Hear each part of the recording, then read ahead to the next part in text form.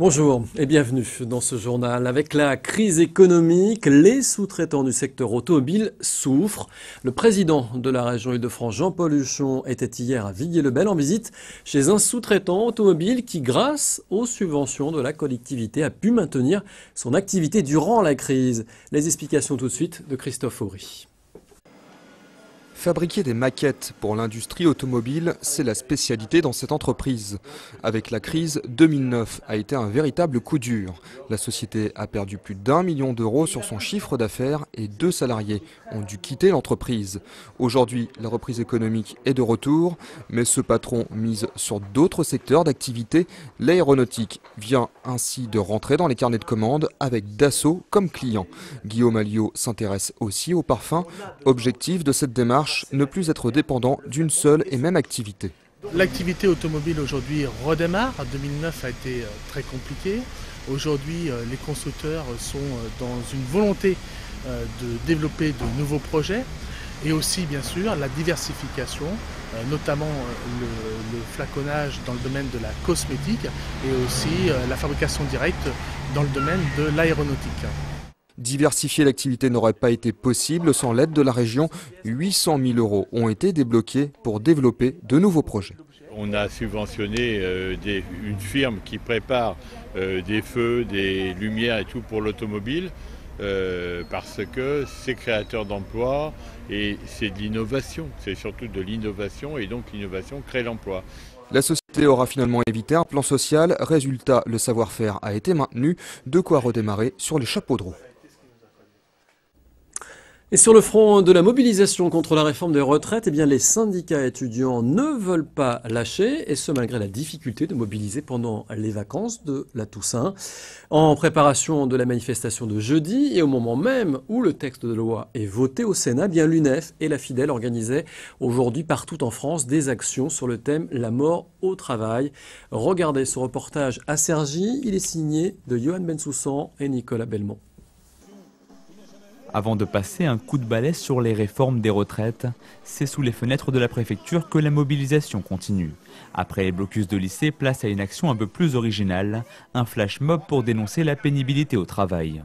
On attend que quelqu'un d'autre meure au travail pour prendre sa place et ainsi symboliser le fait qu'avec cette réforme, on va y laisser notre santé et que de toute façon pour le patronat c'est pas grave, il y en aura toujours derrière pour prendre la place des travailleurs.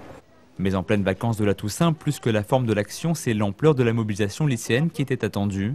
Et le moins que l'on puisse dire, c'est qu'elle aura confirmé la très nette baisse de régime.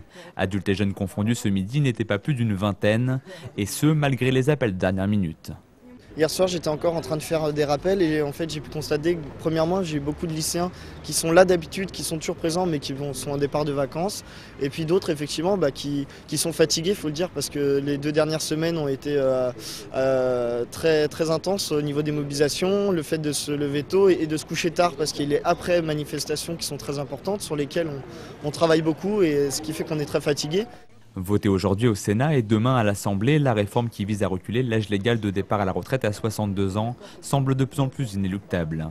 Pas de quoi décourager pour autant ces jeunes qui ont toujours l'exemple du CPE de 2005 en tête.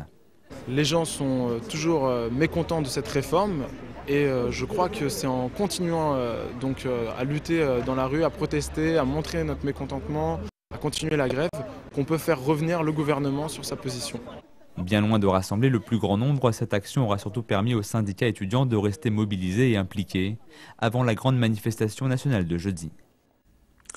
En bref, bonne nouvelle pour les populations voisines de l'aéroport de Roissy-Charles de Gaulle. Le préfet de la région Île-de-France a fait des propositions ce lundi à Sarcelles pour réduire les nuisances sonores à proximité donc de l'aéroport, à retenir la mise en place d'un décollage systématique en début de piste, la recherche d'un rééquilibrage de l'utilisation du doublet nord, l'amélioration des flottes ou encore la mise en place d'un groupe de travail spécifique pour les vols de nuit.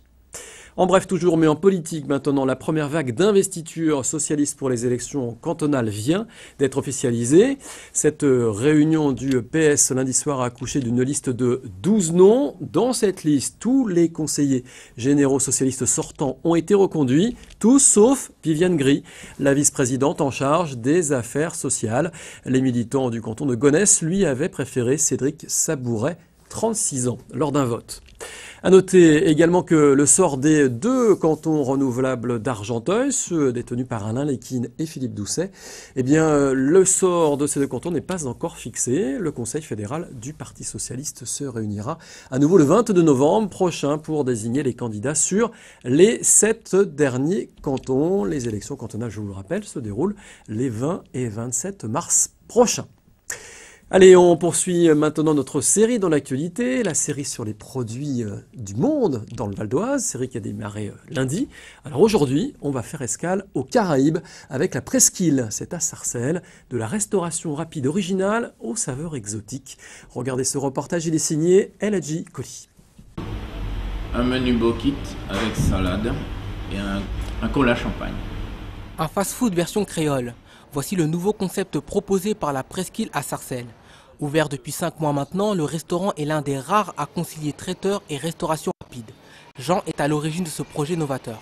On a regardé un petit peu ce qui se faisait en région parisienne. On a été agréablement surpris par quelques roulottes, que ce soit des roulottes haïtiennes ou des roulottes qui font des bokits. Et on s'est dit, pourquoi ne pas faire quelque chose de similaire, mais avec un meilleur, on va dire, marketing. Le restaurant propose une gamme riche et variée. On y croise des parfums, des couleurs, du chaud, du froid, mais surtout des saveurs. Le tout dans une ambiance exotique.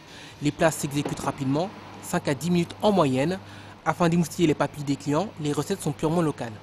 On travaille beaucoup le riz, mélangé avec autre chose, avec des haricots rouges, avec des pois, avec par exemple le djandian qui est un champignon noir d'Haïti. Entre sandwich et salade à la morue, la Presqu'île s'adresse à une large clientèle. Pour ce patron, il ne s'agit pas de s'adresser à la communauté caribéenne, mais bien de faire découvrir cette cuisine au plus grand nombre. Si le succès n'est pas encore au rendez-vous, notamment en semaine, les quelques clients semblent ravis. J'aime bien parce qu'elle est pimentée, j'aime bien aussi qu'ils cuisinent des bananes, j'adore ça. Et la morue, le poisson et les marinades, j'adore les marinades de poulet et tout ça. Ils sont gentils, l'accueil, ça va, il n'y a pas de souci. Bon, comme ils viennent juste d'ouvrir encore, mais sinon ça va. La formule séduit donc, et si la clientèle continue de croître, Jean pense rentabiliser son restaurant d'ici le mois de février.